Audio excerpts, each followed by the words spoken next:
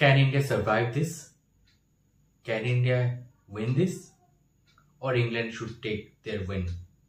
There are more to talk about on day 5 of India versus England Test Series, 4th Test at Manchester. Hey guys, আমি Rommel, welcome to my new video. কালকে যেখান থেকে আমরা শেষ করেছিলাম যে day 3 যেভাবে শেষ হয়েছিল সেখান থেকেই ইংল্যান্ড প্রথমে শুরু করে। বেন স্টোকস প্রায় 2 বছর পর একটা সেঞ্চুরি, অ্যান্ড স্পেসিফিক্যালি এখানে বলে রাখবো যে বেন স্টোকের এই সেঞ্চুরিটা এসছে not in a baseball kind of way, it played in a traditional test cricket way. So many congratulations to Ben Stokes for a 5-er and 100 in same innings. So এটা এর আগে মাত্র 5 জন করেছেন, তো সেই লিস্টে এলাইট লিস্টে নিজেকে নাম করে দেওয়ার জন্য অসংখ্য অভিনন্দন।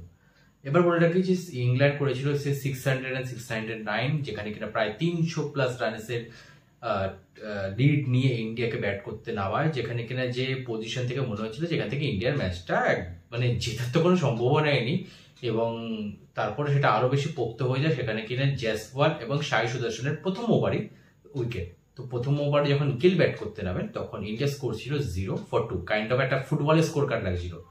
তো সেখান থেকে দাঁড়িয়ে যখন ইন্ডিয়া ডে শেষ করলেন সেখানে ইন্ডিয়া স্কোর ছিল 174 for 2।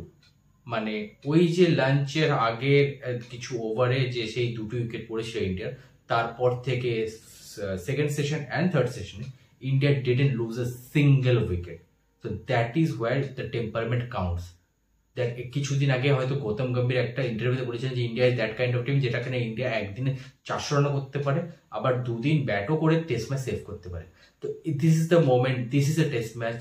তো সেখানে কিনা এই গম্ভীরের এই স্টেটমেন্টটাকে সঠিক প্রমাণ করার জন্য শুভমান গিল এবং কেএল রাহুলের অসম্ভব সুন্দর একটা যুগলবন্দি আমরা দেখতে পাচ্ছি, যেখানে কিনা 154 রানের পার্টনারশিপ। প্রথম ওভারই আমরা জয়সওয়াল এবং সাই সুদর্শনকে হারাই, বাট তারপর সেখান থেকে দাঁড়িয়ে ফিরে আসা কি করে করা যায় সেটা দেখিয়ে দিলেন, সেটা হচ্ছে শুভমান গিল এবং কেএল রাহুল।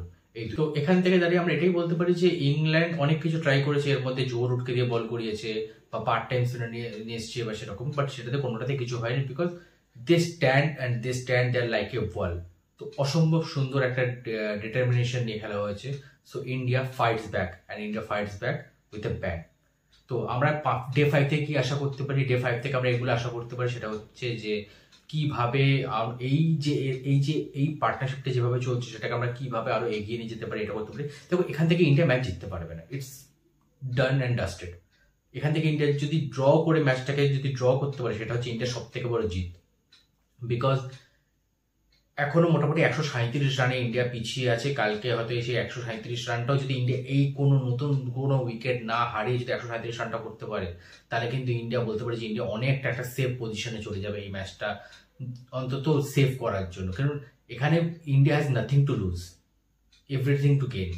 তো সেটা হচ্ছে যে ইন্ডিয়া জানে যে ম্যাচটা ইন্ডিয়া হেরে যাবে, কিন্তু তার যদি এখান থেকে সে ড্র করতে পারে, যেটা কিনা আজকে কেএল রাহুল এবং গিল যে টেম্পারমেন্টটা শো করেছে, দ্যাট ইজ হোয়াট কাউন্টস।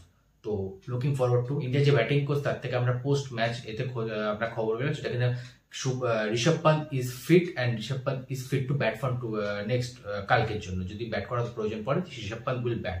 তো এটা একটা ভালো খবর, সেটা কিনা অ্যাটলিস্ট ঋষভ পান্ত ফিট মানে অ্যাটলিস্ট ব্যাটিং করার উপযুক্ত, এটুকু আমরা বলতে পারি। তো যদি দরকার পড়ে, আমি তো বলবো দরকার পড়া উচিতই না, কারণ এই দুজনই পুরো দিন খেলে যাক। তো যাই হোক, জোকস পার্ট, যদি ইন্ডিয়া এই ম্যাচটি অন্তত ড্র করতে চায় সেখান থেকে এই দুজনের খেলা এবং এই দুজনের এখান থেকে দাঁড়িয়ে থাকাটা খুব বেশি important. So looking forward to it, যে কালকে ইন্ডিয়া কিভাবে ম্যাচটা শেষ করবে এবং কিভাবে কি রেজাল্ট আসবে। 2 results are very much simple, যেটা কিনা সেটা হচ্ছে either England win or India draws this match. তো ইন্ডিয়া উইনটাকে আমি বাদই রাখছি, we all know যেখান থেকে ইন্ডিয়া জেতাটা is impossible. So let's hope that India bats ends of tomorrow's game and we draw the test match, because এখান থেকে যদি টেস্ট ম্যাচটা ড্র করতে পারে, যেটা কিনা আর জাস্ট কিছুদিন পরে যেটা 5th টেস্ট ম্যাচ যেটা কিনা ওভার হওয়ার কথা, সেখানে একটা বিশাল বড় মোমেন্টাম নিয়ে ইন্ডিয়া যাবে, যেটা কিনা এই ম্যাচে হারিয়েছিল। ইন্ডিয়া প্রায় 150 ওভারের কাছাকাছি ইন্ডিয়া প্রায় বল করেছিল এবং নাথিং হ্যাপেন্ড। তো সেখান থেকে দাঁড়িয়ে পরের টেস্ট ম্যাচে একটা ভালো মনোবল নিয়ে যাওয়া, এটা কিন্তু সব থেকে বড় একটা challenge. Let's see what it goes.